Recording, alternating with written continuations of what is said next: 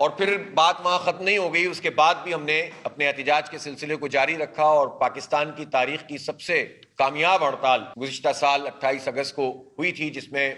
پوری قوم اور تاجر برادری نے متفقہ طور پر شرکت کی، اور اس طرح یہ پریشر ڈیولپ ہوتا چلا گیا۔ اس دوران حکومت لیت و لال سے کام لیتی رہی، لیکن ہم نے اس کا تعاقب جاری رکھا، اور بالآخر ابھی پہلا مرحلہ ہم اسے سمجھتے ہیں کہ جس میں وزیر اعظم نے یہ اعلان کیا ہے۔ ہم یہ بات واضح کر دینا چاہتے ہیں کہ یہ 7.41 فی یونٹ کا جو ریلیف ہے، یہ ریلیف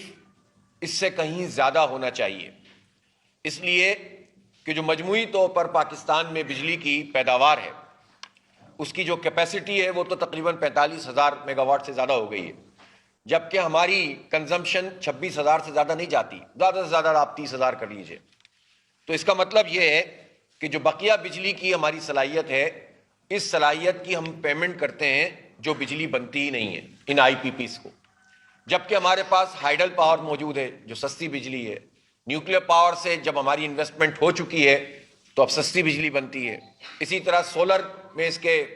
بہت بڑے امکانات موجود ہیں، اسی طرح ونڈ انرجی ہے۔ تو یہ جو اور ہمارا اپنا کوئلہ ہے، ہم کیوں درآمدی کوئلے کے پر یہ پلانٹ چلائیں، ہم کیوں گیس پر یہ پلانٹ چلائیں، ہم کیوں RLNG پہ یہ پلانٹ چلائیں، ہم کیوں آئل پر یہ پلانٹ چلائیں کہ جس کو ہم افورڈ ہی نہیں کر سکتے۔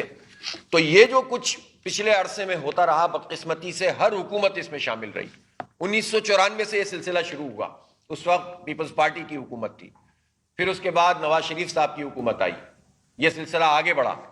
نئے آئی پی پی اس میں شامل ہوتے رہے، پھر اس کے بعد مشرف صاحب کے زمانے میں تو الیکٹرک جو KESC کی پرائیویٹائزیشن ہو گئی اور اس میں کرپشن ہوئی اور لوٹ مار ہوئی، اور MQM پوری طرح اس میں شریک جرم تھی۔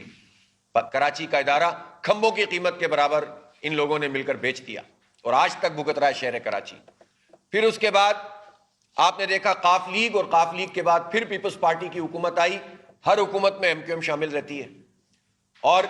یہ لوٹ مار کا سلسلہ پورے ملک میں جاری رہا، اس شہر کے لوگ بھی پریشان رہے، پورے ملک کے لوگ پریشان رہے،